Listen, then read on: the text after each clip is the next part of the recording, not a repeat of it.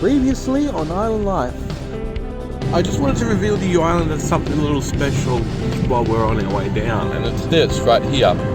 Yes, Islanders, I got the special What the Fanta flavour right here. I have no idea what this flavour is. The wall's up at last. So you know what that means, don't you? Year's End, Islanders. Year's End. Just thought I'd let you Islanders know. We're going to walk the Gateway Motorway tomorrow. I've had a shower. Hey Islanders, it's the next day here, and we're heading down to the ferry terminal.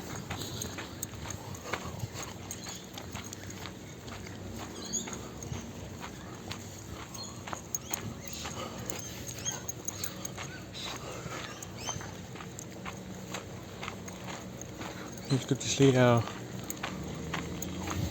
wide exposure across Russell Island. That you Islanders will see this each and every day. Now we're going to do this Gateway walk to the Gateway Bridge walk today. This is what this episode's about. But we obviously have to make our way there first. And the way to get there first is to take the ferry all the way to Redland Bay. Because that's how it always gets started. I'm going to go along the long way here to get there.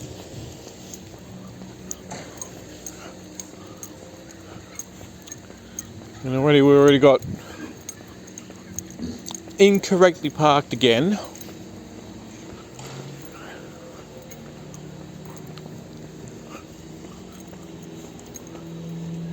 There it is. Again, Islanders. Again. Someone has parked where they're not supposed to.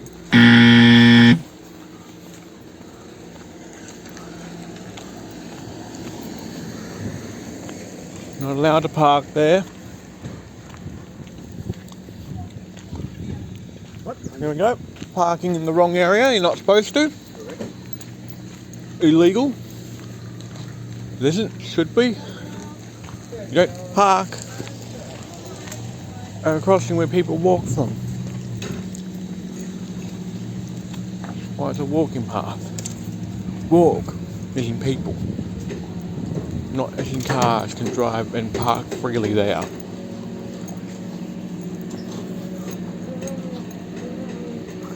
So if you own a car, don't park there. And I think if you Islanders just don't park there at all. Look at the work done already. Still more to do. We'll see you all at Redland Bay. Okay, Islanders, we've made it to Redland Bay.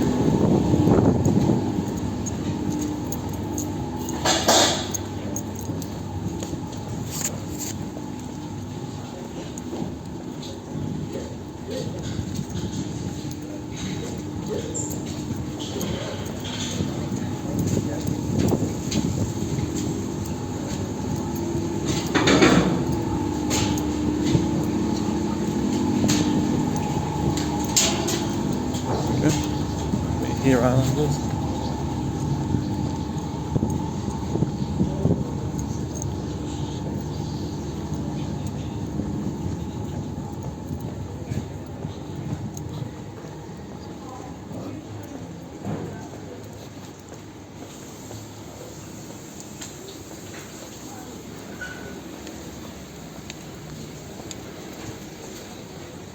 See you all at the bridge. Okay, well we're on our way to the bridge. But obviously we've got to get the Gateway Bridge was officially opened by His Royal Highness the Duke of Edinburgh, who passed away in 2021, sorry for your loss, on Wednesday the 14th May 1986. That was so long ago. That was like 36 years ago.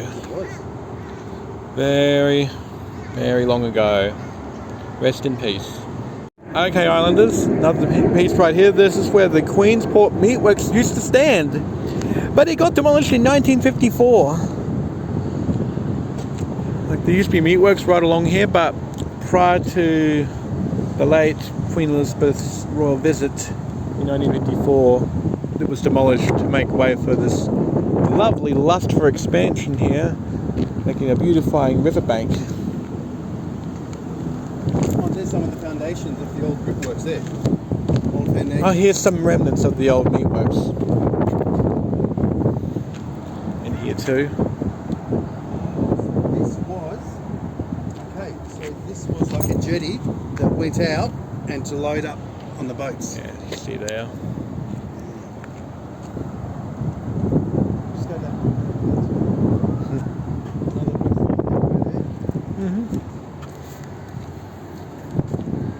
Okay, Islanders, here's the park that we're at here.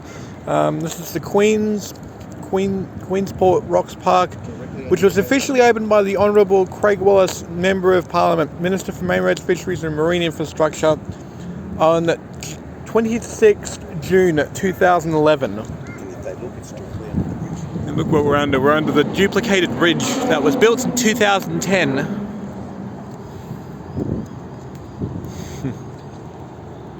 And we found one more commemorative boulder right here. Now this is in memory to Gary Moran, who was nicknamed Gaz. He was fatally injured whilst on duty at the Gateway Bridge Toll Plaza on the 6th of January 2003. That was back when toll booths were a thing. Yeah, he must have got run over. Yeah. Oh, that's a nice shot. Bridge. Nice shot of the bridge, Islanders. Look at that. And you can see there's a footpath up there as well, Islanders. That's where we're going to be in the next clip. I'll see you up there. Okay, Islanders. We're now up here. First section of the bridge is right here.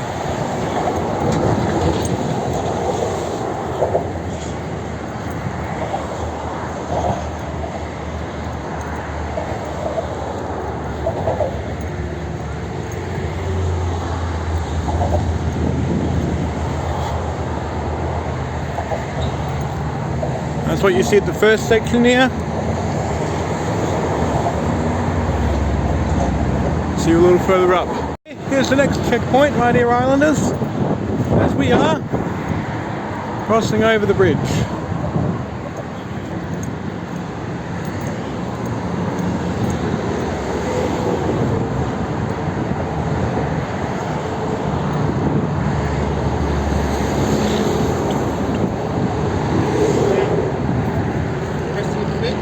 Yeah, give Islanders a better view from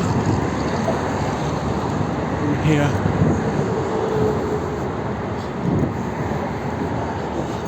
Right, Islanders, here we are.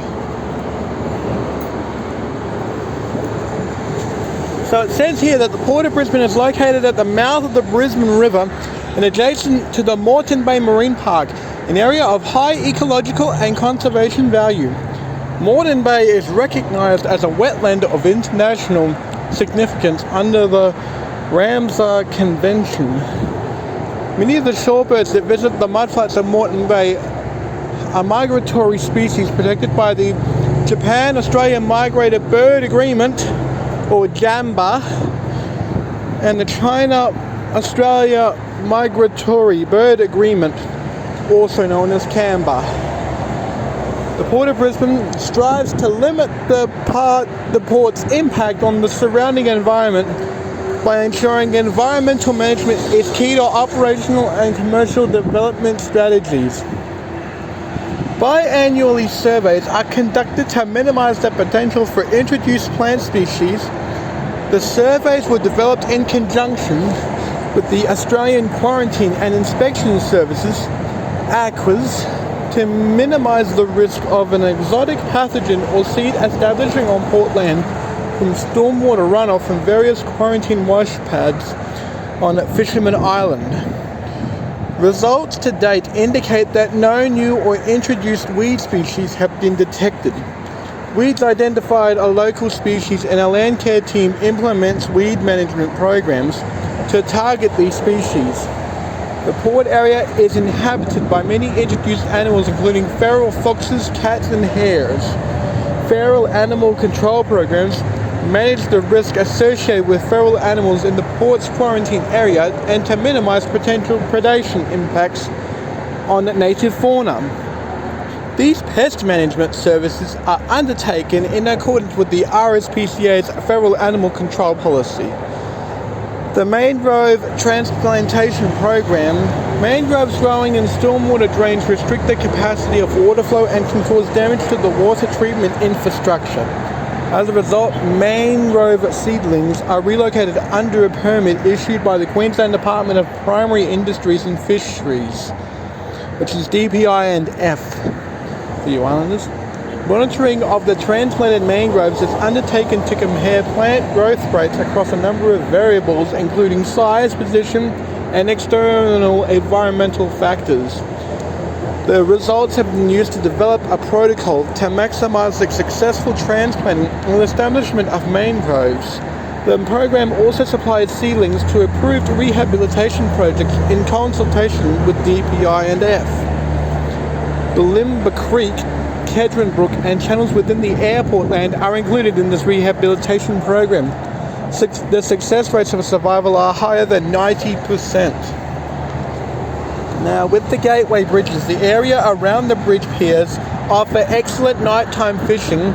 Lights on these bridges attract bait fish, which in turn attracts larger species into the deep holes created by eddies around the bridge piers.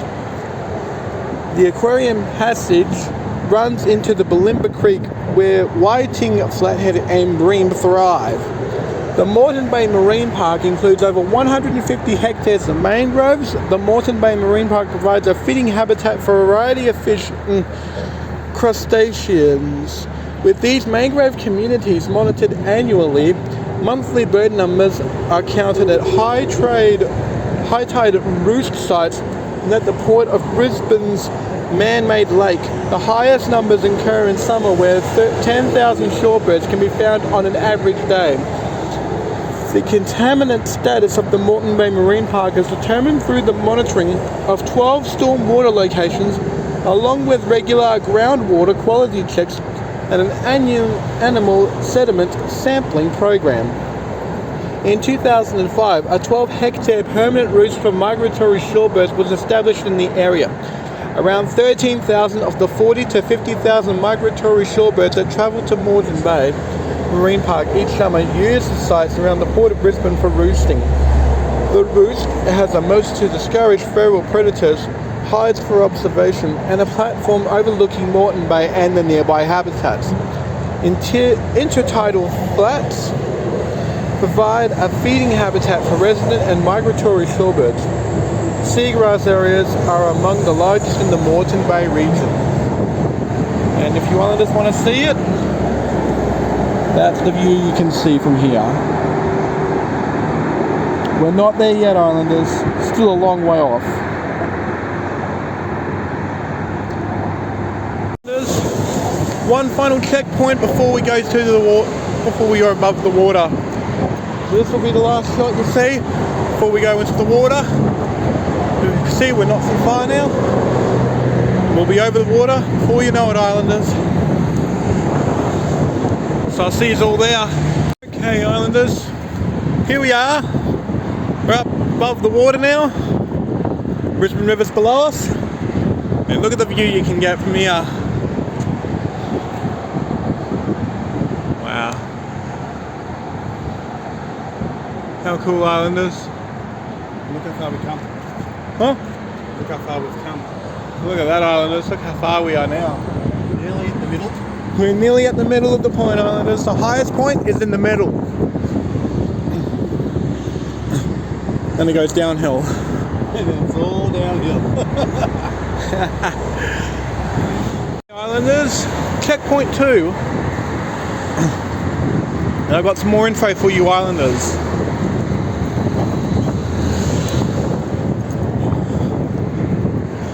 Okay, here we go. So, this is the flood timeline from 1820 through to 2010. So the Brisbane River flows through the city of Brisbane, emptying into Moreton Bay. Major tributaries which flow into the Brisbane River include Bulimba Creek, Breakfast Creek, Norman Creek, Oxley Creek, I'll just name all the creeks, Cabela, Moggle, Brim River, Lockyer, Stanley River, Crestbrook and Kuya Creek. The list goes on. Pre-1820s, in the years leading up to the settlement of the area, Aborigines hunted the abundant wildlife of the Brisbane River. Several European navigators, including Captain Cook and Matthew Flinders, visited Moreton Bay, but they failed to discover the river.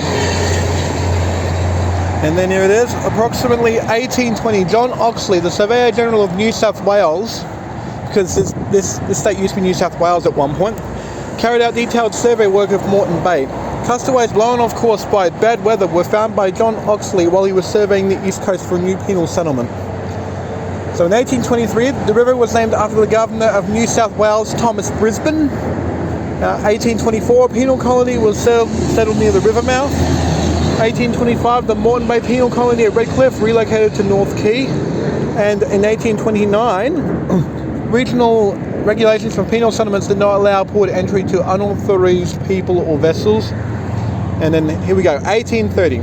Port activities were based in the city. Imports included stores and medical equipment, and the only major export was timber. Now in the 1840s, the Moreton Bay district was open for free settlement. Wool and beef became some of the key trading commodities. And in 1841, the highest flood in Brisbane's recorded history, measuring 55 feet above the river's ordinary water level. And in 1848, the first small private wharves were built on the river. Leading into 1850, the Brisbane River Bar was 1.6 kilometres wide with a water depth as low as 1 metre, restricting vessel movement. And in 1857, flooding throughout the Brisbane CBD and low-lying Brisbane suburbs, rowing boats were used to navigate Margaret, Mary and Charlotte Streets, and the colony of Queensland was established in 1859, which means that from 1859 onwards, this area would no longer be New South Wales, it would be Queensland.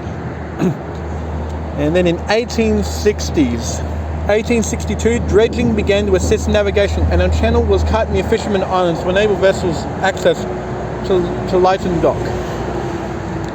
In 1866, there was a breakwater built at the junction of the Bremer and Brisbane rivers designed to stop shingle from blocking access to the boat channel.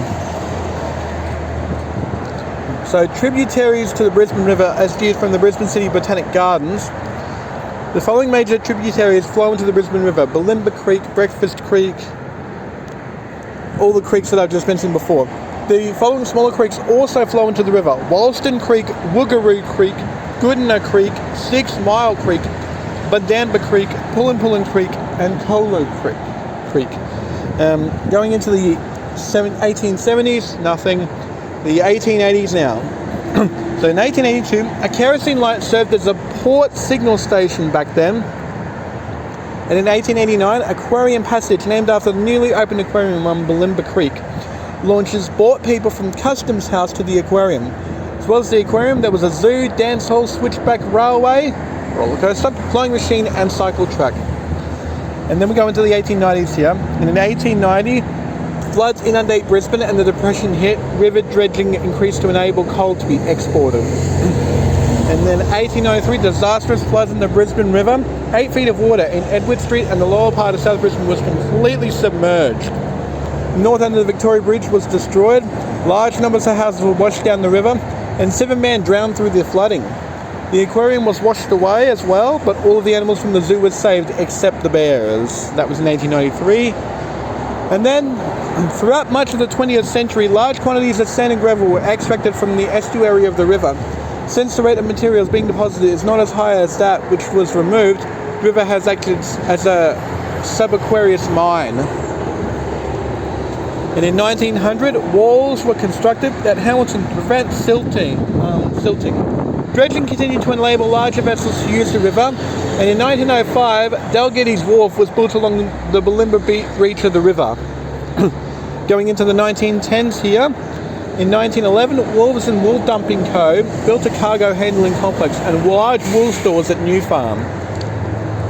Going into the 1920s now, we can obviously see in 1920, reinforced concrete walls were introduced into port operations. 1923, Coal Stores Wharf was built at Hamilton, Brisbane, and New Farm operations extended to Hamilton. In 1928, water quality deteriorated. Several public baths had to cease sourcing water from the river. And then in the 1930s, the riverbanks were cleared of timber and introduced animals changed the river's ecology. Training walls were extended from Hamilton down to Pinken Bar. Reclamation of the land behind the walls commenced. And in 1939, additional walls were built and used for wool, cattle trading and cold storage facilities. Commercial wharves continued to be developed at Hamilton to enable steel and timber trading, and diesel electric cranes were introduced. And the Brisbane River is crossed by 13 major bridges. Going into the 1950s here, grain and petroleum trading moved to the Hamilton port area in 1953. And then in 1960, the Hamilton Wharves became the main container shipping and general cargo centre of the Port of Brisbane. Going into the 1970s here, the 25th to the 29th of January 1974, the Brisbane River reaches the highest level this century and the highest level since 1893. The lower area suffered extreme damage, 14 lives were lost, 8,000 householders were affected, many totally destroyed, others damaged. Business houses and industry generally suffered millions of dollars in losses due to the damage to premises, stock and loss of business. The cost damage amounts to approximately $200 million in 1974 money values. So the Brisbane flood caused significant damage caused to the riverbed and banks. The Brisbane River floods frequently, although the occurrence of magnitude of flooding has decreased after the construction of the Wivenhoe Dam on the upper reaches of the river. Now, 1974 was also the Port of Brisbane's strategic plan recommends moving port operations out of the Brisbane River to Fisherman Islands. And 1976, the Port of Brisbane Authority was established to develop a deep water port at Fisherman Islands and relocate activities downstream. In 1980, the Fisherman Islands port was officially opened by the Queensland government at the time. And in 1983, Fisherman Islands infrastructure was developed and operations were relocated. And in 1986, the first Gateway Bridge over there on the other side was officially opened. Of course, nothing happened in 1990. I was born in 1998. Then the 2000s come in. In the 2003, expansion of Fisherman Islands, reclaiming 230 hectares of land. And in 2004, the seawall was finally closed, ready for reclamation to commence. And 2005, development of the port continues to focus on the river mouth. This is consistent with strategic planning aimed at relocating associated industry away from residential areas. In late 2005, preparatory work commenced to construct Berth 10, a 372-metre berth at the river mouth. And 2007, the river's remnant populations of mangroves are recognised as important to the ecology of the river and become classified as protected nature reserves. And over here you can see the Brisbane River.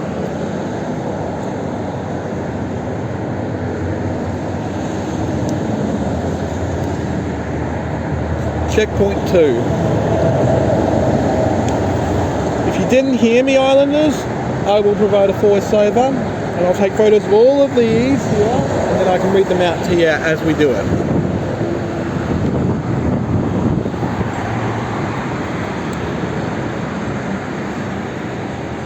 Islanders, I forgot to see that Sir Leo Hailshire Bridges, it was officially named by the Honourable Anna Bligh, Member of Parliament, Premier of Queensland, on Monday, 16th May 2010. By the Queensland Government. This bridge was built by workers for the people of Queensland, delivered by the Queensland Government and constructed by the Lytton Abbey Group joint venture. So it's officially named on Monday, 16th May 2010. Oh yeah. Look at that, Islanders. Alright, Islanders, I think we are at the utmost high point right now. And from here, Islanders, it's all downhill. You know what I mean? All downhill from here. See? All downhill from here, Islanders. But yeah, that's the river right there. And right alongside. So it's all from here, Islanders. Near downhill. It's a downhill ride. So there's the airport. The airport's just up there as well, Islanders. The last checkpoint before we actually touch ground on the other side. We're still over the river, as you can see. There we go. And I gave you Island a bit of land. The Eagle Farm side. But yes, we're up on the north side of Brisbane now, not the south, the north.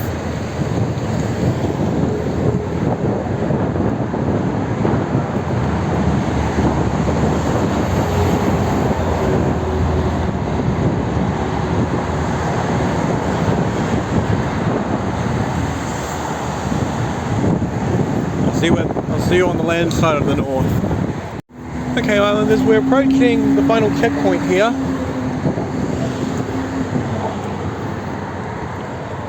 So I'll show you all here. There it is. Well, I'll just show you here what this says.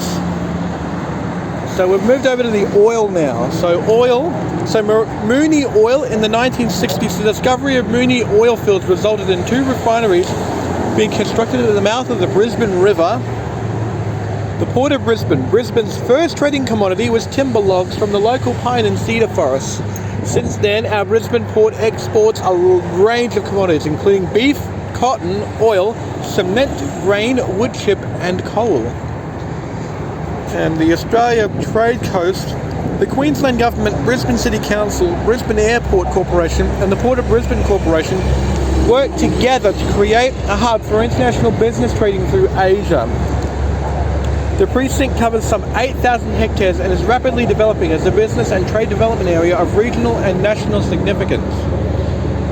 Now here at the marine side of things, Brisbane Marine Industry Park, located on the Brisbane River at Hemmant, on approximately 40 hectares, which is 100 acres, of strategic industrial land, where more than 30 businesses are engaged in manufacturing for and servicing the marine industry, supported by infrastructure enabling local business to compete on a global level.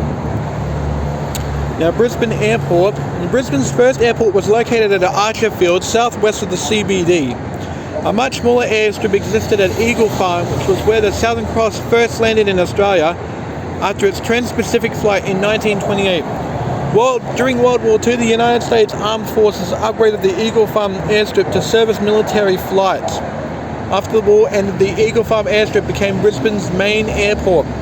In the 1970s, the Queensland Government announced a new airport to be built north of the existing airstrip that could cater for the anticipated growth in the Brisbane area. The current airport was built in the residential suburb of Tripp Island. Large amounts of sand were pumped from nearby Moreton Bay to bring much of the swampy land above the tidal influence. Brisbane Airport has become an international benchmark and has been awarded a number of prestigious Airports Association and International Air Transport Association awards. And if you guys wanted to see the thing, then be my guest. Here we go. That's what it looks like over there, so there you go. And right up in the distance you can see the airport over there.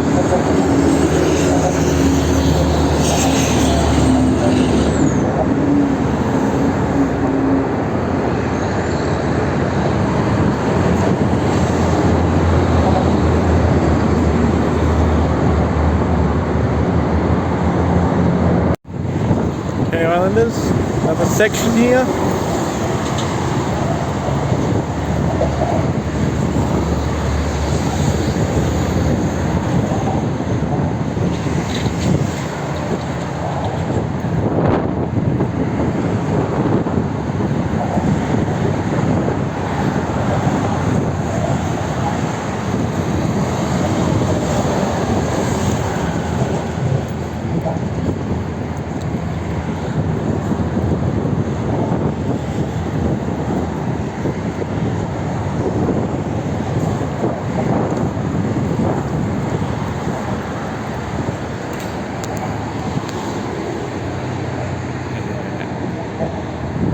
See you at the final checkpoint. Okay, Islanders, and here we are. We're at the last checkpoint just before we obviously head to the other side of the bridge. So, we've got the Vital Link, a Brisbane transportation study in 1965 recommended a river crossing downstream of the Story Bridge to service the development happening north and south of the river. A cross-river bridge and motorway would provide a vital link between the Bruce Highway to the north and the Pacific Motorway to the south and ease congestion in the city of Brisbane by providing a much-needed bypass. So the bridge, the world class in 1986, the first bridge boasted a number of Australian and world-class achievements, including the longest cantilevered concrete box girder main river span at a length of 260 metres, an erection truss weighing 650 tonnes, stressing cables in the approach spans were the highest loaded cables in a structure in Australia, and it also includes bridge bearings with a maximum test load of 4,300 tonnes, were the largest pot bearings made in Australia. So Gateway Bridge traffic. The Gateway Bridge traffic volumes in the vicinity of the Gateway Bridge reached capacity in 2006, 100,000 vehicles a day. The Gateway Motorway has experienced significant annual traffic growth rates since the original bridge was completed in 1986. In addition to the constraints posed by the Gateway Bridge, the section of motorway feeding the bridge is also functioning at capacity. The 2003 Gateway Motorway and Second River Crossing Planning Study assessed the existing and future demands of the Gateway Bridge and its approaches. This study identified the need for additional capacity travelling north and south of the river, as well as an additional river crossing, which, by the way, was granted in 2010. And they started work on it around then too. The first Gateway Bridge was officially opened on the 11th January 1986, with the final cost for the construction of the bridge, the approach road, toll plaza, toll system and land resumptions being $140 million. On Friday, March 9, 2007, Premier Peter Beattie officially announced commencement to work on Queensland's largest ever road and bridge construction project, the $1.88 billion Gateway upgrade. This is the start of another massive infrastructure project to meet the demands of a rapidly growing population and economy in southeast Queensland. Bridge span. The bridge incorporates a cast-in-place twin-cell concrete box girder constructed using the balanced cantilever technique for the three main spans, the maximum span length of 260 metres. The approach spans, comprising twin single-cell precast, match-cast concrete box girders with a typical span length of 71 metres, were also constructed using the balanced cantilever technique with an overhead erection truss. During the design and construction phase for the second bridge, studies were undertaken to examine impacts of the duplication project, including noise, air quality, water quality, flora, fauna, wetlands, and cultural heritage. The design, so the 385,000 tonne of concrete were poured on the Gateway upgrade project, with 157,000 tonnes used on the duplicated bridge.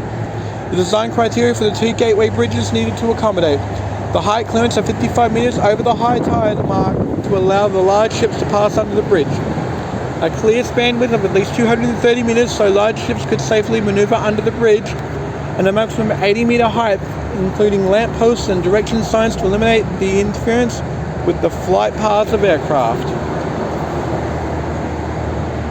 And if you islanders wanted to see what it was like over at this final checkpoint, well, you're in luck. Kind of. You can't really see it, but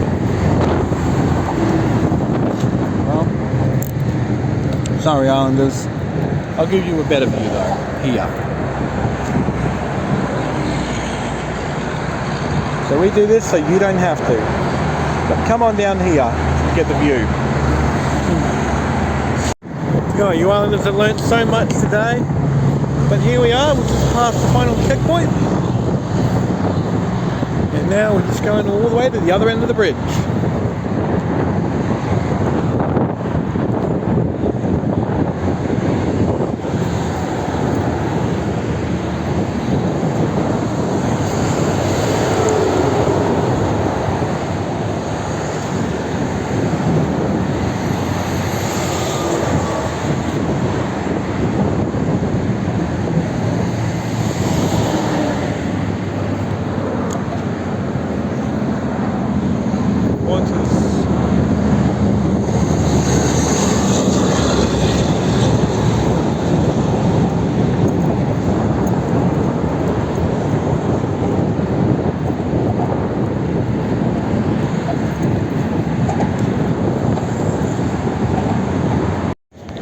Look at this, Islanders.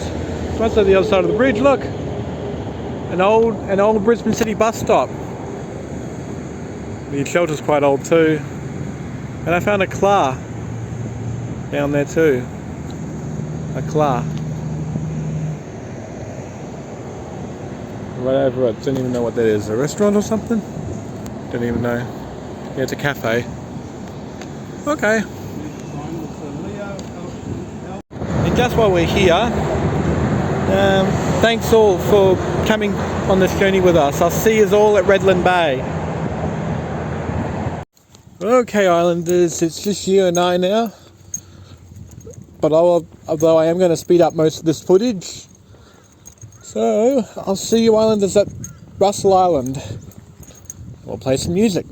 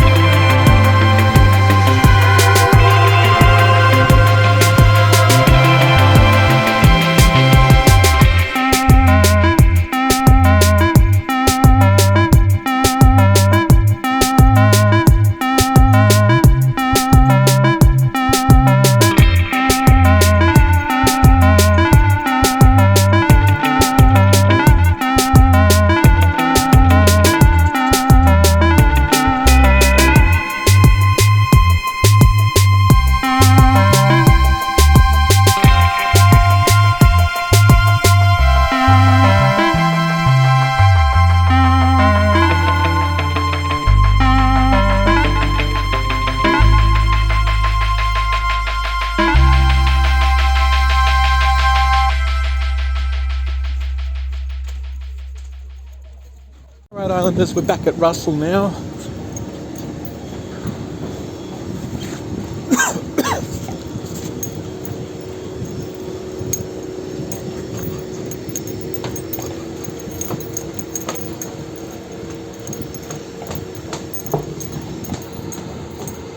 They're putting up more construction work at the ferry terminal.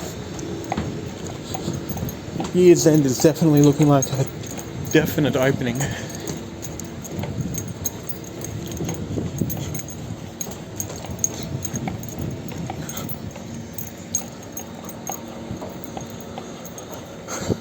People can't even keep up with me, I'm just too quick.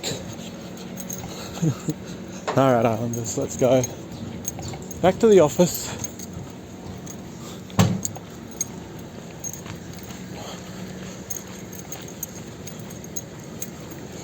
Hello there.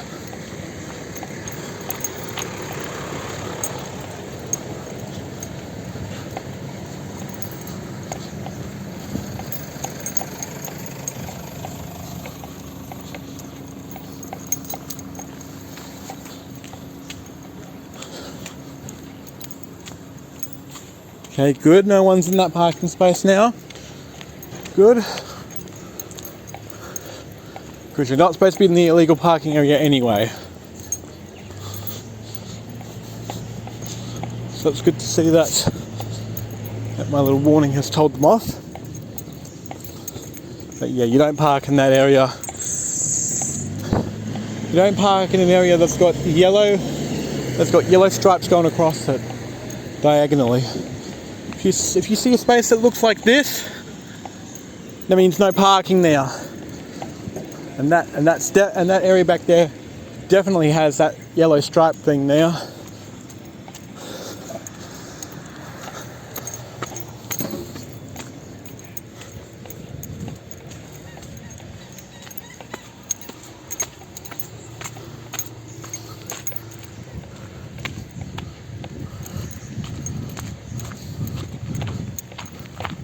Right. Hope you all enjoyed that little surprise excursion that we did of going across the Gateway Motorway Bridge.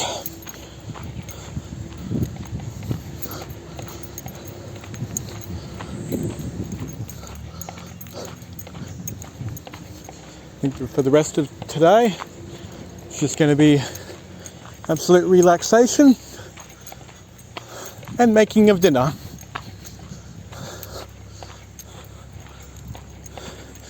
And at least you islanders have now got some content and brought a bit of sunshine back into your life, at least for the day anyway, by seeing everything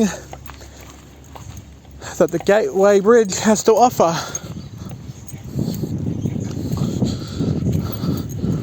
And got a bit of knowledge along the way.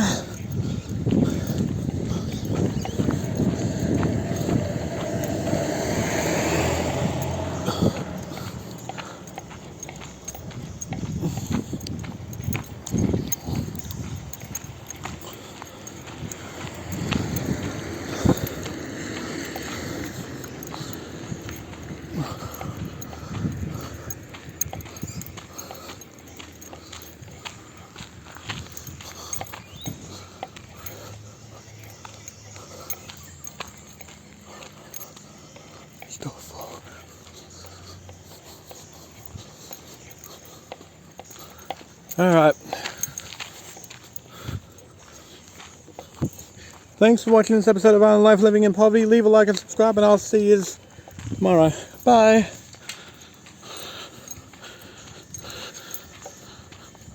Don't forget to click below and subscribe to the official Island Life YouTube channel.